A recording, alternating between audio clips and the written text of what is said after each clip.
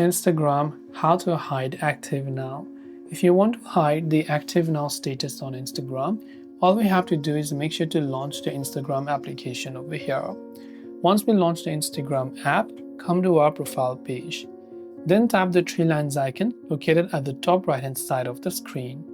Then from there, what we can do is, we can basically scroll down and look for the option Messages and Story Replies. Then from there, select the option Show Activity Status.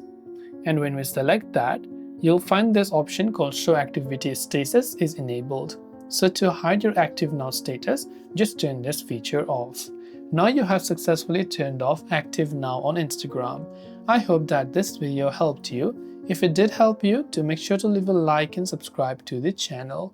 If you have any questions, feel free to leave them down below. As always, thank you for watching and see you soon in the next video.